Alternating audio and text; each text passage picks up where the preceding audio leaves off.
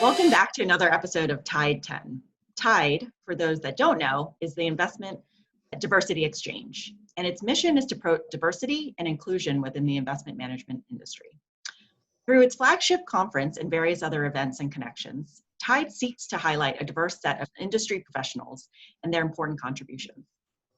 Tide also aims to focus on the importance of adopting policies and building partnerships that heighten women's and minorities' role and influence in the industry, bringing together the best minds in the industry to discuss issues facing our industry today. So today, we are here to do exactly that. I am Quyen Tran, Director of Investor Relations at Sightway Capital, Two Sigma's private equity unit. I am joined here today with Zheru Liu from the UPMC healthcare system. UPMC, which is the University of Pittsburgh Medical Center health system, established in 1893, is an integrated nonprofit health system based in Pittsburgh, Pennsylvania. As a $21 billion healthcare provider and insurer, UPMC is inventing new models of patient-centered, cost-effective, accountable care. The largest non-governmental employer in Pennsylvania, UPMC integrates more than 90,000 employees, 40 hospitals, 700 doctors' offices and outpatient sites, and a 3.8 million member insurance services division, the largest medical insurer in Western Pennsylvania. Zheru joined UPMC in 2017, where she has served as an investment analyst for private equity and real estate investments. Prior to UPMC, she was in the private markets area at Wilshire Associates. Thanks for joining us, Zheru. Thank you so much for having me. This is great. So I just wanted to start with maybe what has led you to your role at UPMC? So I really lucked into our industry as a whole by accident. When I was a senior at University of Pittsburgh, I was introduced to the Pitt Endowment, which is a $4 billion endowment, I think right now. And I became an intern eventually, really working on the private equity side of the business. I really was shocked by how much I was learning. As you know, our industry is so diverse with investment strategies like around the globe. It's so fascinating to me. So after the internship, I decided that this was an industry for me to be in. So my first job out of college was at, like you said, at Wilshire, where I focused on the private markets group.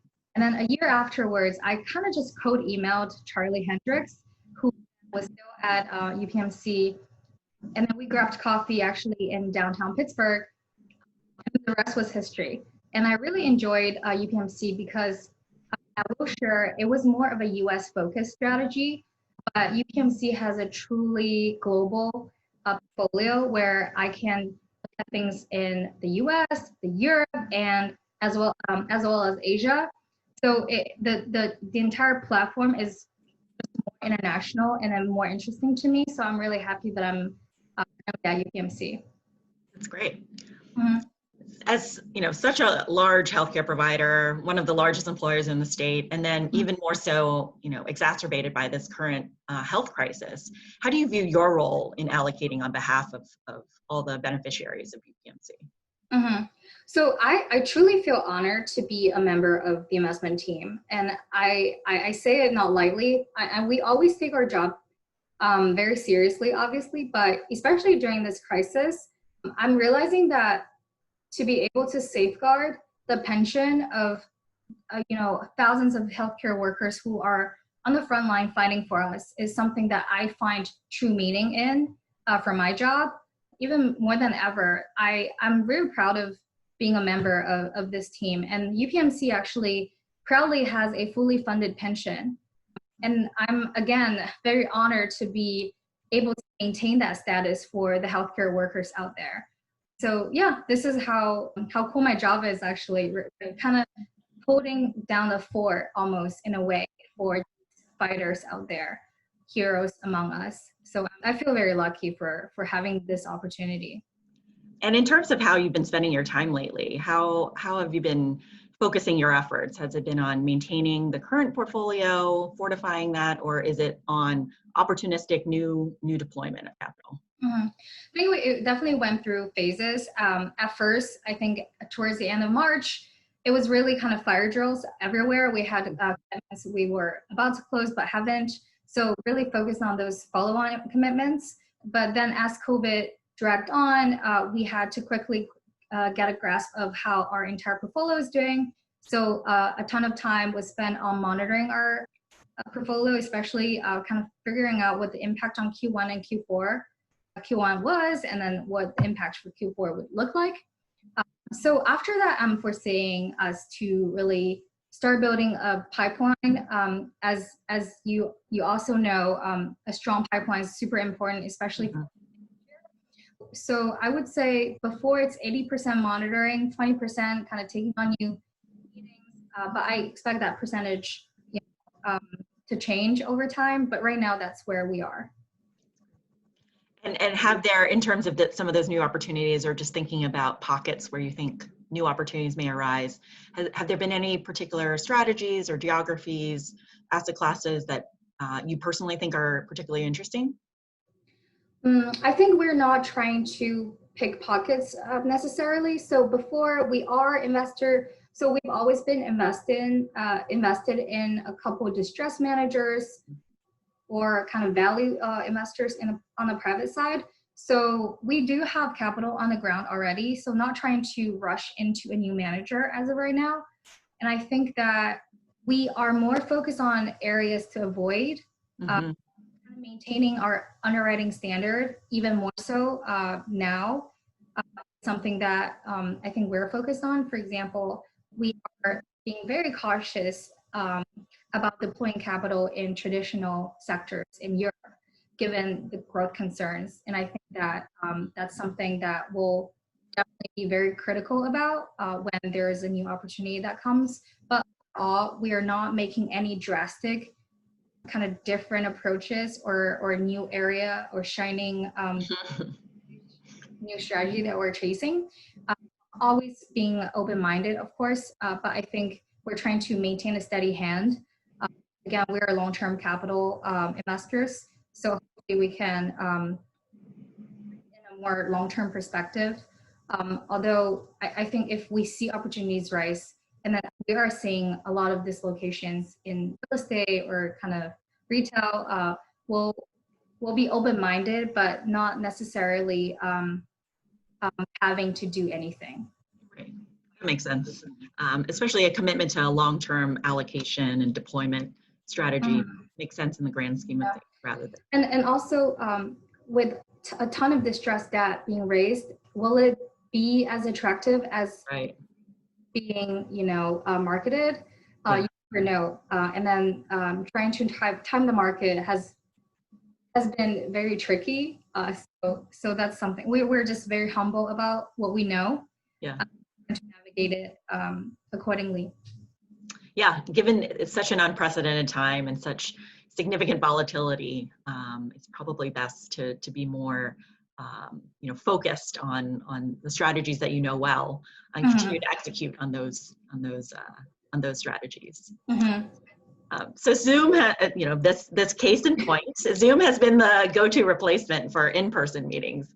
How have you been finding that experience? Has it been a challenge to continue to engage with your GPs or other constituents? How have you found the experience? So Zoom made life really easy for a few months, and I think people are seeing the effect it has on people mentally. We talked briefly about before. I think the easy part about Zoom is that now you can really access everybody without jumping on a plane, right? The cost is so low, and you truly have this access to everybody because everyone is willing to talk. But the downside of that is, again, if you're going through a diligence, it's still not the same as an in-person meeting. You're missing a lot of social cues, and you're missing the body language. Not that it always works that you're kind of observing, but having that is something critical to our underwriting. And another downside of Zoom is, again, I love Zoom and it provides a lot of convenience. That it does become mentally taxing. I think it also depends on how we balance it. At our firm or in this industry, people are still trying to figure out what a good balance is. And I hope that as this thing goes on, people be more understanding if someone doesn't want to have the video on, or having a more or shorter like AGM that's like straight up 5 hours with no break. Yeah. So I've had those experiences, and those are really tough. But overall, I do like Zoom, and I enjoy the convenience it provides, and it kind of the breadth we can be able to access. So that's how I've been kind of viewing Zoom lately. Yeah, it's definitely given more access to and more availability, I guess, for good or for bad, Totally. to meet with more managers than maybe you would have had the opportunity to in the past, whether if they came to Pittsburgh or not, or if you had the ability to meet with them. So exactly the universe. Yeah, and for larger teams, so Pittsburgh UPMC has a very small team, so thankfully I got to kind of go visit GPs more often than not. But for larger teams, if a senior professional is visiting on site, maybe now it could become norm for them to provide a Zoom link so that your juniors are also being trained. Hopefully that change will stay, and it's for juniors overall experience for sure. Yeah, I think we've come to realize that the amount of travel that either GPs or LPs were performing was that volume was probably not necessary. We can probably get a lot more done via Zoom, but obviously with some critical meetings still needing to be in person. Yeah, I completely agree. It's made it very clear. As you know, diversity is an important foundation for Tide. Given your team is small, how does your team view diversity, either amongst you guys specifically or amongst the GPs you meet? How do you think of that? So my team actually does a very good job in terms of male and female divide. We have 3 female investors, 4 male investors. So I think it's a really good balance, and my voice is always being valued by my CIO and manager and peers and my colleagues. So at UPMC, I do feel like they do a good job, and we don't have that common gender kind of imbalance you would see in a lot of investment firms. So that is a UPMC. In terms of our industry, obviously, I think it's still a long way. I do something I care about is kind of bringing in more female investors into this, especially on the GP side. So it's interesting when I get a deck from a GP. It's really rare for me to see a female GP or a senior female investor on the deck.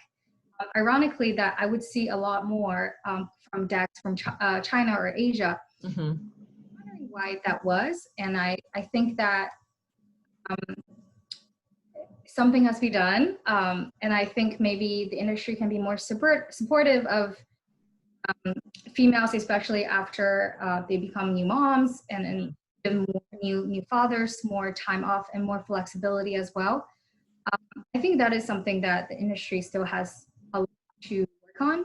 Yeah, sorry, I'm like jumping like gun over here, but I think it makes sense, and to some extent, perhaps this remote working environment will encourage employers to embrace more flexible working schedules, right? Which totally can accommodate more family time or primary care providers who typically carry that burden.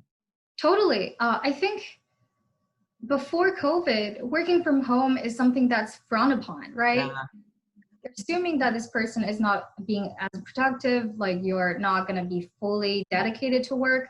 But now we have noticed that people can be as productive, if not more. Yeah. They have full control of their schedules. And then I hope the industry can see that, and then especially managers and firms can see that providing flexibility is not a compromise on productivity.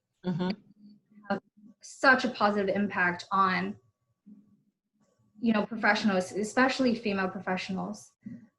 I was actually talking to a lot of my LP friends during this time, and dad who just got the new kid, he told me, my friend, he was like, I've never spent so much time with my kids and I love it. And it's a new father. And I also know an LP who just gave birth during COVID and able to work kind of really with no issue. Yeah. Because she doesn't have to physically be somewhere, doesn't have to fly to meet somebody. yeah, I truly hope this flexibility stays. And I think, again, this is just going to be so helpful for our professionals, and it's going to help bring that gender gap to more of a balance. Absolutely. Mhm. And maybe taking it back, just with your own professional experience, have you had any mentors, whether that be general career or maybe from an investing standpoint, that have helped you? Totally. So I have so many people help me along my journey, and I'm truly so grateful. When I actually graduated and started working, that was one of my major concerns. Will I ever be able to find one mentor to kind of help me? And I know how important it was for a young professional. And I'm surprised, positively surprised by how many connections I've built and how many people who have mentored me, male and female, from different perspectives. So I would not be where I am today without their help. So most of them are people I met at work, or through networking events, or just our peer organizations. And I get personal and professional advice from them a lot. And then we also bounce investing ideas off. So yeah, I do have a good number of mentors who I'm super grateful for. And I myself am also trying to kind of pay that forward, and have been paying it forward by being a mentor at local clubs, or at my alma mater, University of Pittsburgh. And I think it's super important. And sometimes, seeing that person in front of you, or your race or your gender, be really great at what they do, is something that you can look up to. I certainly look up to my mentors for that. So yeah, I do. I'm very grateful. That's great. And I think that's one of the intentions of Tide as well, is to connect a broader set of industry professionals that could Mhm. connect on these various topics, and also Mhm. serve as a connection element, right? Really to bring in Totally. and foster more of this collaboration across a broader, more Mhm. diverse population. Yes, very happy to be a part of this. Yeah, that's great. So maybe turning to more personal and extracurricular activities, I noticed that you're involved with a few nonprofits. I'd seen Alpha Lab Gear, and then also Global Shapers Community. Can you tell me Mhm. more about those organizations and maybe what led you to get involved? Mhm. So when after I started at UPMC, and I got more exposure to venture, I realized that Pittsburgh is kind of under the radar in terms of venture investing, for a variety of reasons. So I figured that I should probably do something to help the city get more attention. And I found out that there are a ton of local incubators, including Alpha Lab. And Alpha Lab Gear is a within Alpha Lab that focuses on hardware uh, startups. So I was put in touch, and my goal with Alpha Lab Gear, or Alpha Lab, is to kind of connect the top tier VCs to founders based in Pittsburgh, who might not necessarily have those connections kind of elsewhere. And I think that is still such a journey. It's tough for Pittsburgh founders, I will say, but that's something that I hope to kind of bridge the gap for. So that's why I'm involved with Alpha Lab Gear. Global Shapers is a group of kind of youth professionals who are active in their local communities, but also it's an organization with hubs all over the world. So at Pittsburgh, we are a group of young adults who are trying to make Pittsburgh a better city by partnering up with local nonprofits to exemplify their voices. We're actually currently working on a podcast project to talk about local issues, and then bring in international perspectives to see how the city can do a better job or can have a different approach in solving a problem. And on the side, I'm also the financial literacy chair for Global Shapers. During COVID, I realized that we don't have to be meeting in person, so I can just have Zoom calls. And I started this monthly Zoom call session where I kind of go through everybody's financial problems and then try to give them an answer or give them the basic training of how things work. And then we've had 4 sessions so far, and I think they've been going very well. And this is something I also care about, and I think being a part of Global Shapers has really enabled me to do that, and that's something I'm excited about. That's great. It's really some really interesting local organizations that you've been supporting. So since we can visit you in Pittsburgh, tell us some favorite things in Pittsburgh. The things you like to do, places you like to go, or why you think the city's kind of unique. Yeah, so Pittsburgh is a very welcoming city and pretty diverse as well. I would say one thing I really like Pittsburgh in terms of spiritually is that Pittsburgh really transformed itself successfully from a steel and manufacturing town to a city known for innovation. We have the tech scene, we have the education, universities, and we have the healthcare part. And I really saw this transformation happen in front of my eyes over the past 7 years. And that is something that I'm really proud of being a part of. So that is my favorite part of Pittsburgh, being able to truly transform itself. While at Pittsburgh, I really like hiking. Pittsburgh has a lot of greenery. It's a hilly city with a ton of parks. My favorite activity now in COVID is to hike at Frick Park with my best friend and her dog. So it's truly relaxing. And I think before COVID, our restaurant scene has been improving very dramatically. Sadly, I think the restaurant sector has been really devastated, and I hope that my favorite restaurants will stay open even after COVID. Yeah, that's some of the things we like to do. That's great. To do at Pitt. That's great. So you mentioned hiking. In this new, COVID lifestyle, have you picked up any other hobbies or discovered shows, or how have you been spending your time? So I've been actually creating video content for a social media platform called Red. It is a Chinese platform. So what I do mostly is to create these short form videos explaining kind of really basic definitions or ways one can manage their finances better.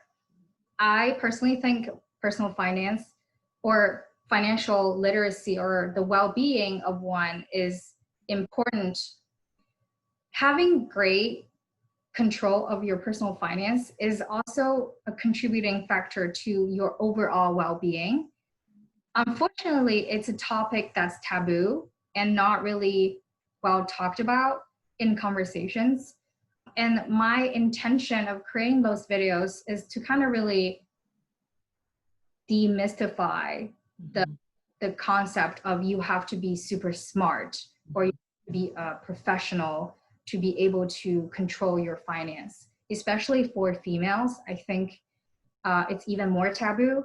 So that's something that I'm trying to achieve, just to kind of deliver these kind of information that's harder to access because we have a lot of jargons in finance. So kind of making them easy to understand in short video forms will make people more patient and make the idea of learning to manage your finance less intimidating. So that's something that I actually started doing after COVID. Well, thank you so much for spending the time with us today. I think it was really insightful to hear about your experience, what you're doing at UPMC, and even what you're doing, in this COVID world. So thank you again for your time. Thanks so much, everybody. Bye. Thank you for having me. Bye.